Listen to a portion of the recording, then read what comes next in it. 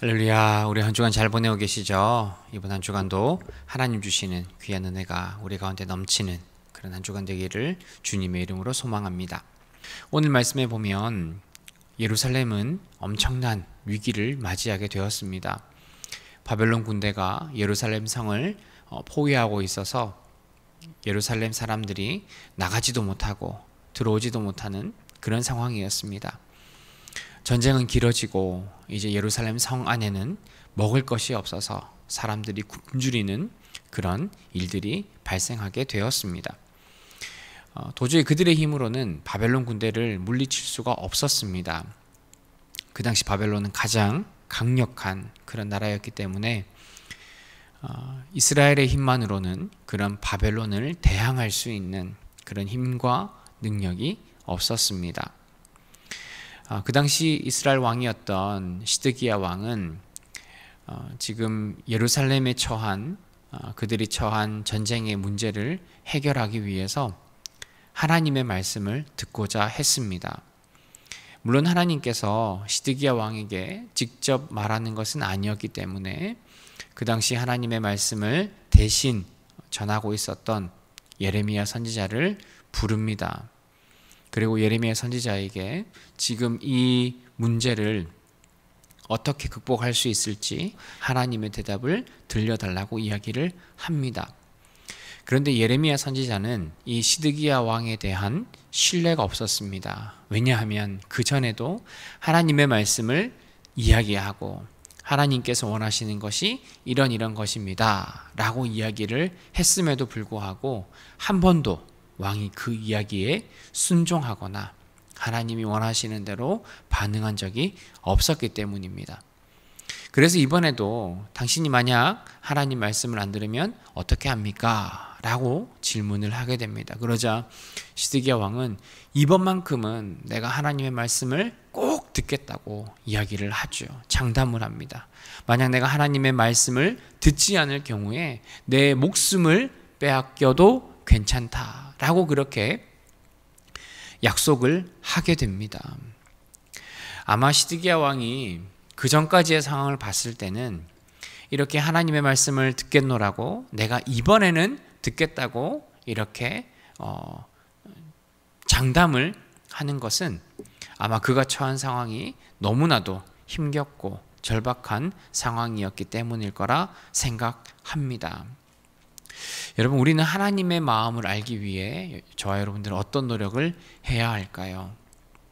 사실 이 시드기야 왕은 정말 순수한 마음으로 하나님의 말씀을 듣고자 했다기보다는 자신의 처한 상황을 빨리 넘어가기 위해서, 정말 그 절박한 상황을 해결하기 위해서 하나님께 매달리는 그런 모습을 보였습니다.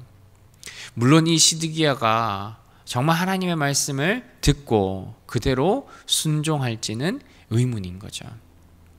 그러니까 이 왕은 지금 하나님의 마음이 어떤지에 관심이 있는 것이 아니라 지금 이 상황을 어떻게 해서라도, 내가 하나님께 약속을 해서라도 지금 이 상황을 해결하고자 하는 그런 마음으로 하나님의 말씀을 듣고자 했다는 겁니다. 어떻게 보면 하나님을 이용하는 거죠. 내가 하나님의 말씀을 듣겠으니, 내가 하나님의 마음을 받아들이겠으니 지금 이 문제를 해결해 주십시오 하는 그런 마음으로 지금 예레미야에게 이야기를 하고 있는 겁니다. 여러분, 때로는 우리가 하나님의 마음을 알고 싶다고 말하면서도 정말 우리가 정말 순수하게 하나님의 그 마음과 뜻을 알기를 바라는 한 측면이 있을 것이고, 때로는 우리의 문제를 해결하기 위해서 우리가 하나님께 엎드리고 하나님께 간구하는 그 부분이 있을 겁니다. 사실 우리 매일 살아가는 우리는 그 사이 어디쯤에서 하나님의 말씀을 듣고자 하는 거죠. 하나님의 마음이 어디 있는지를 관심을 가지게 됩니다.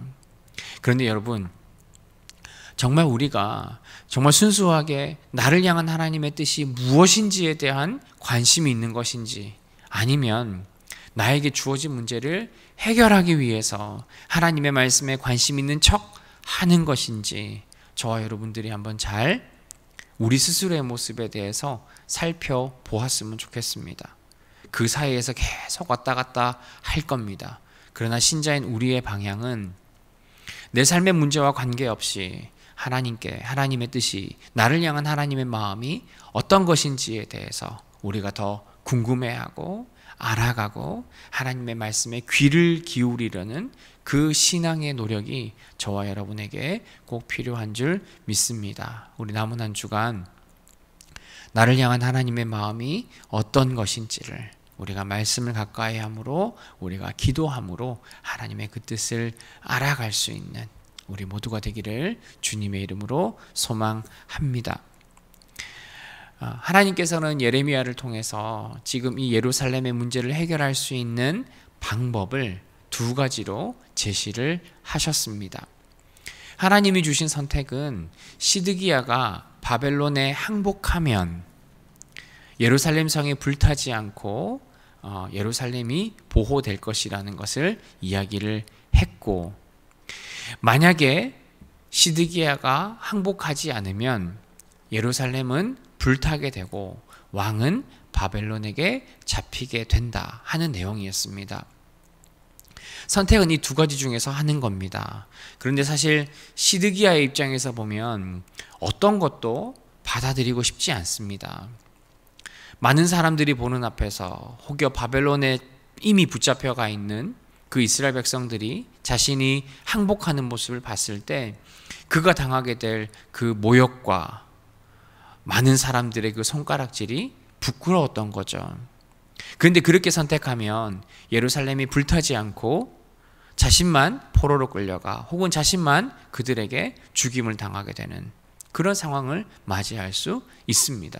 그런데 반대로 자신이 끝까지 저항하고 끝까지 바벨론과 싸우기를 원한다면 예루살렘 성이 불타고 많은 사람들이 죽게 될 것이라는 그런 옵션을 듣게 됐죠. 그러니까 시드기야 입장에서는 어떤 것도 받아들이기 힘든 말씀이었습니다.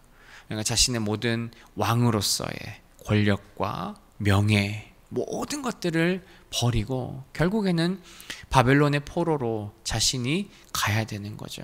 자신이 가지 않으면 백성들이 가야 되고, 자신이 가지 않으면 이 예루살렘이 불타게 되는 그러한 말씀을 듣게 됩니다. 아마 시드기야는 이 상황이 굉장히 불편했을 것 같아요. 도저히 그런 선택, 그 두 가지의 모든 선택 다 받아들이기 어려웠던 그런 상황이 아닐까 하는 생각을 해보게 됩니다. 여러분은 성경의 말씀 가운데 어떤 말씀을 피하고 싶으십니까? 아무래도 우리 삶의 어떤 올바른 가이드, 올바른 삶을 제시하는 것이지만 나의 죄가 드러나거나 나의 부족함이 드러나는 그 하나님의 말씀에 대하여서 우리가 반응하는 것이 너무나 힘들 겁니다. 그래서 가급적이면 그런 말씀들은 좀 피하고 싶고 그런 말씀들은 좀 듣지 않고 싶어 하는 그런 마음들이 저와 여러분들에게 분명히 일어나게 될 겁니다. 저도 숙제입니다. 과연 이 부분은 내가 어떻게 해결해야 될까? 내가 이 모습들을 어떻게 하나님 앞에 회개하고 엎드리고 내가 그 말씀을 마주하더라도 부끄러움 없이 내가 하나님 앞에 살아갈 수 있을까? 저도 제 어떤 신앙생활에 그러한 부분들이 숙제로 남아 있습니다. 그러나 여러분, 우리의 삶에 그러한 부분들을 우리가 계속해서 숙제로 남겨두지 말고 하나님 말씀에 대하여 피하는 것이 아니라 하나님께 회개하고 우리의 변화된 모습들을 하나님께 다시 보여줄 수 있는 저와 여러분들의 삶이 되었으면 좋겠습니다. 이번 남은 한 주간 정말 내가 하나님 앞에 피하고 싶은 그런 하나님의 말씀이 어떤 것이 있는지를 우리가 다시 한번 기억하고 내가 하나님 앞에 회개하며 엎드릴 수 있는 우리 모두가 되기를 주님의 이름으로 소망합니다. 결국 시드기야는 하나님의 말씀을 듣지 않을 것처럼 보입니다. 하나님께서 예레미야를 통해 분명히 이 두 가지의 옵션 가운데 너 둘 중에 하나는 꼭 선택해야 돼 라고 이야기를 했는데 시드기야 왕은 그 두 가지의 선택 가운데 하나 선택하는 것을 주저하고 있는 거죠. 아까도 말씀드렸지만 이 두 가지의 선택은 시드기야 입장에서는 전부 다 불리한 겁니다. 그렇게 선택하고 싶지 않은 겁니다. 그런데 시드기야가 만약에 그 두 가지 선택 중에 정말 자신을 희생해서라도 이스라엘 백성들을 구하는 선택을 하지 않으면 예루살렘은 불타게 되는 그런 위기에 놓여 있음에도 불구하고 시드기야는 선택하는 모습을 주저하게 됩니다.